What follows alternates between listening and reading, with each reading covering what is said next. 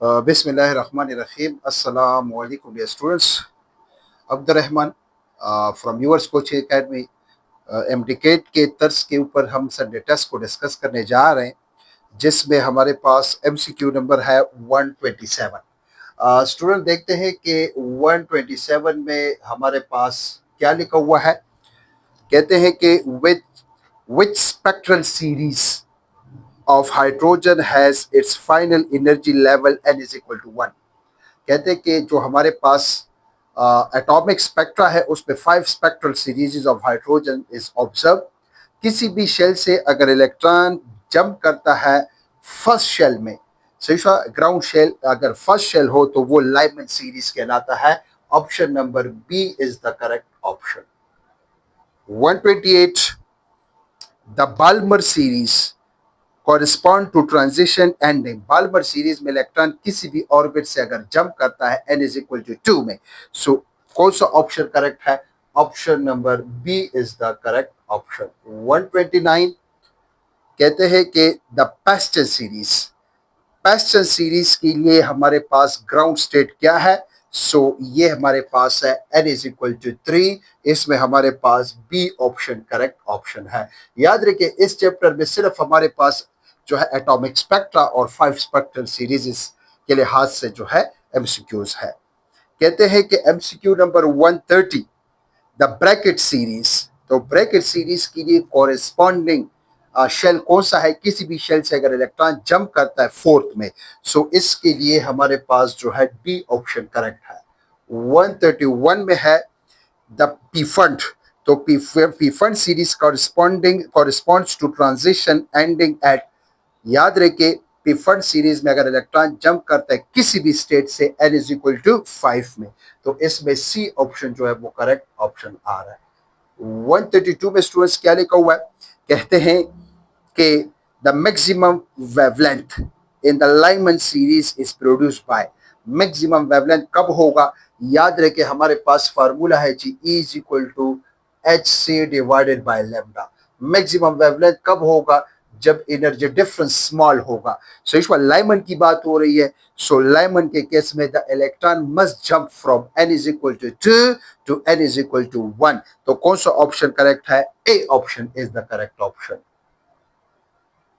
133 में स्टूडेंट्स लिखा हुआ है the minimum wavelength for the Brackett series electron must jump from the infinity to the fourth. Brackett के लिए अगर देखा जाए फोर्थ, तो इन्फिनिटी से फोर्थ में अगर जंप करेगा, जो वेवलेंथ होगा वो हमारे पास ब्रैकेट सीरीज का मिनिमम वेवलेंथ कहलाएगा। D option is the correct option. 134 में स्टूडेंट्स क्या लिखा हुआ है? कहते हैं कि which series has the shortest minimum wavelength. सबसे मिनिमम वेवलेंथ जो है वो लाइमन सीरीज के एमिटेड फोटॉन का है। इसमें ए ऑप्शन जो है वो करेक्ट ऑप्शन आ रहा है। 135 which series has the longest minimum wavelength. कहते हैं कि which series has the longest minimum है, सबसे लॉन्गेस्ट मिनिमम वेवलेंथ कौन सी सीरीज का है? Your answer should B P fund series. Option number D जो है वो करेक्ट ऑप्शन है। 136 the ratio of the minimum wavelength of the Lyman series to the Balmer series, the ratio of the minimum wavelength to the maximum wavelength। इसके लिए हमारे साथ formula है the ratio 136 the ratio of the minimum wavelength। ये हमारे पास है p plus 1 whole square divided by 2p plus 1। Lyman की बात हो रही है तो लाइमन के लिए स्टूडेंट्स याद रखे the ratio of the minimum wavelength to the maximum wavelength of the Lyman series.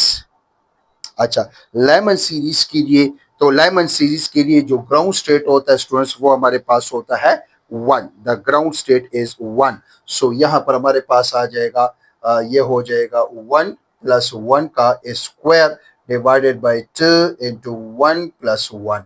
ये हो जाएगा 1 प्लस 1 2, 2 का स्क्वायर 4 और ये हो जाएगा 3। The answer is 4:3। इसमें जो है आप लोग इस तरह कर लें कि ये जो 136 है इसमें बी ऑप्शन का आप जो है ऑप्शन चेंज कर लें और बी ऑप्शन जो है वो हमारे पास है इधर 1:4 है और आंसर है 4:3। सो इसमें जो करेक्ट ऑप्शन होगा वो जो है ऑप्शन बी होगा। 137 में स्टूडेंट्स क्या लिखा हुआ है, कहते हैं कि the correct order of the maximum wavelength, the correct order of the maximum wavelength from shorter to longer. याद रखिए हमारे पास जो है जो करेक्ट ऑर्डर है मैक्सिमम वेवलेंथ का, पहले लाइमन फिर बाल्मर फिर लाइमन का स्मॉलर है, बाल्मर से बाल्मर का स्मॉलर है, पास्टन से पास्टन का स्मॉलर है, ब्रैकेट से ब्रैकेट का स्मॉलर है, पिफर्ड से। ए option is the correct option 137 में ए। 138 में स्टूडेंट्स क्या लिखा हुआ है, कहते हैं कि atomic spectra are produced mainly due to transition of electron between energy level। Option number B जो है वो हमारे पास करेक्ट ऑप्शन आ रहा है। 139 में स्टूडेंट्स क्या लिखा हुआ है, एक मिनट। 139 में देखते हैं कि हमारे पास है वो एमसीक्यू नंबर 139। कहते हैं कि the energy of the photon is equal to hf according to Planck's quantum theory। Option number B जो है वो करेक्ट ऑप्शन आ रहा है।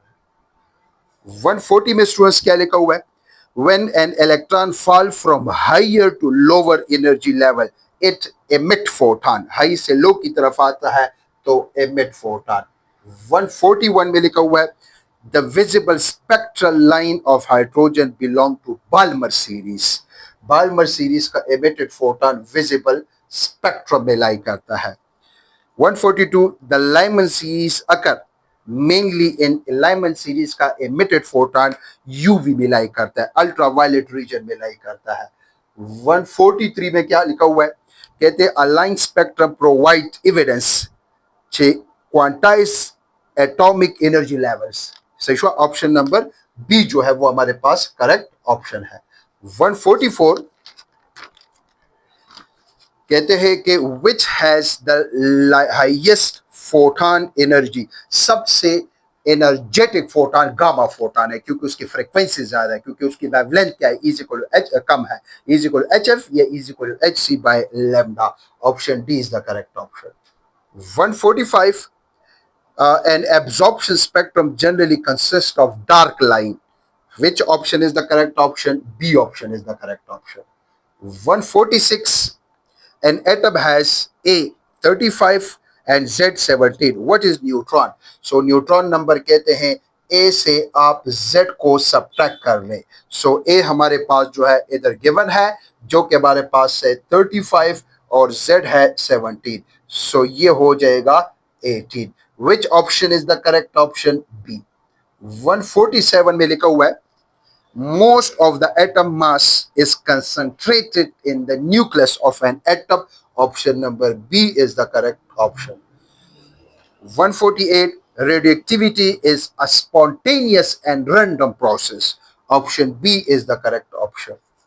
149 कहते हैं the SI unit of radioactivity. Students radioactivity का जो एसआई यूनिट है वो हमारे पास है the SI unit of radioactivity is, your answer should be becquerel. Option C जो है वो हमारे पास करेक्ट ऑप्शन है। 150 में देखते हैं स्टूडेंट्स 150 में क्या लिखा हुआ है, कहते हैं कि half life is the time required to decay half of the radioactive sample. So B option is the correct option.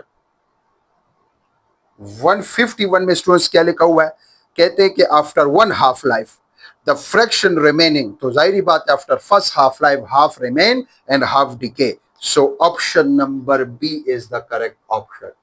152 कहते हैं कि a radioactive sample has a half life of 10 days। एक रेडिएक्टिव सैंपल है जिसका half life है 10 days. After 30 days तो कितनी मरतबा डिसइंटीग्रेट हुआ है, 3 मरतबा डिसइंटीग्रेट हुआ है। The remaining part after first half life 1/2, after second half life 1/4, after third half life 1/8। So formula है n is undecayed sample is equal to original sample divided by 2 power n। so ये n की जगह 3 आ जाएगा। so ये हो जाएगा n naught divided by 8। Option number C जो है वो करेक्ट ऑप्शन है। 153 the relationship between half life and decay constant. हम जानते हैं कि half life is equal to log of 2 divided by decay constant, या 0.69 भी आप लिख सकते हैं। सो इधर आता है B option is the correct option.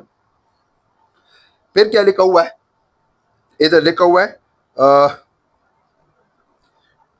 T half life is equal to lambda, इसमें है हाफ लाइफ, कौन सा ऑप्शन करेक्ट आ रहा है, 153 में जो है, जो half life is equal to log of 2, मतलब 0.693 डिवाइडेड बाय जो है ये हमारे पास है कौन सा ऑप्शन करेक्ट आ रहा है। आप लोग इस तरह करें स्टूडेंट्स के, ये जो हमारे पास है